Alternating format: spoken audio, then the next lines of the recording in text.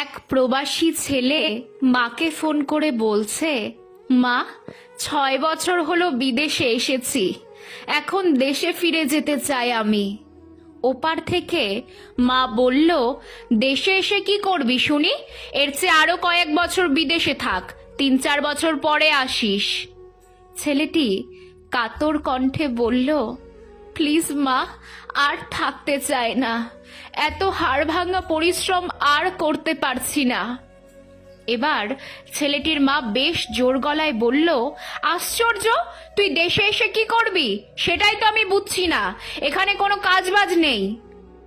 কি করব মানে? তোমাদের প্রতি মাসে 30,000 টাকা করে পাঠায়, এই 6 বছরে তো অনেক টাকা হয়েছে, এখন গিয়ে একটা ব্যবসা করব। এবার ছেলেটির মা রেগে বলল, তোর কোনো টাকা নেই মানে? মানুষের কাছে টাকা ধার নিয়ে তোকে বিদেশে পাঠিয়েছি, তাদের দিতেই সব শেষ।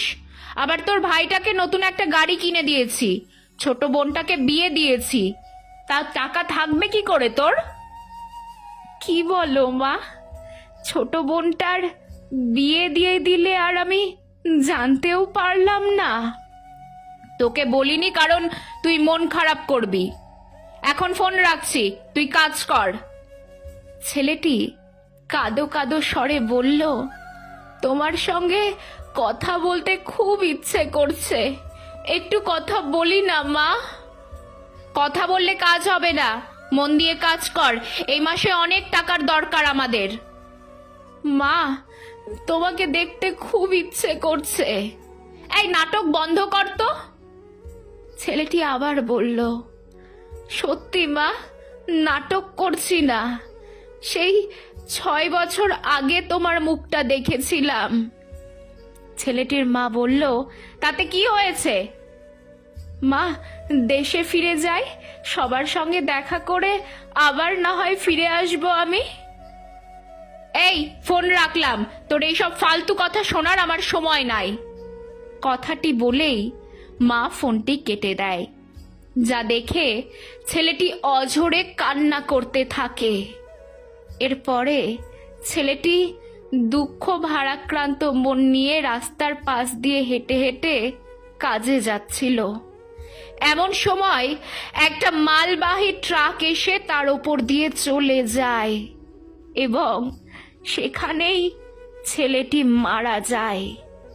কিছু লোক ছেলেটির পকেট থেকে ফোনটি বের করে সেই মায়ের নাম্বারে কল দেয়।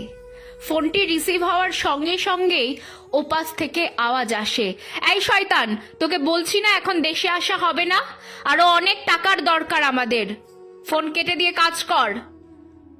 এইসব শুনে লোকটি বলে, মাসিমা, আপনার এই শয়তান বাচ্চাটি আর এই পৃথিবীতে নেই, একটা ট্রাক তার ওপর দিয়ে চলে গিয়েছে, আপনার টাকার মেশিনটা চিরতরের জন্য নষ্ট হয়ে গিয়েছে মাসিমা।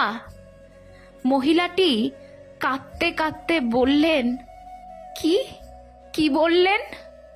হ্যাঁ, আপনার সন্তান মারা গিয়েছে আর আমরা তার মৃতদেহ দেশে পাঠায় দিচ্ছি, যদি পারেন রিসিভ করে নেবেন আপনাদের এই টাকার মেশিনকে। ফোন রাখছি। বলেই লোকটি ফোন কেটে দেয়। আর লোকটির কথা শুনেই মা চিৎকার করে কান্না করতে থাকে আর বলে, ভগবান, আমার সন্তানকে ফিরাই দাও, আমি আর কাজ করতে বিদেশে পাঠাবো না আমার বাচ্চাকে। আহারে, কি কষ্টের প্রবাস জীবন। পরিবারের মানুষজন শুধুমাত্র টাকাই খোঁজে, এটা জানতে চায় না সে কেমন আছে, কেমন যাচ্ছে তার দিন। একটা কথা বলবো, কিছু না হোক তাদের সাথে একটু সময় করে কথা বলবেন, আর যাই হোক তাদের একটু মানসিক শান্তি দেবেন। তারা কিন্তু শুধু টাকার মেশিন নয়, তারা আপনার সন্তানও, সেটা মাথায় রাখবেন।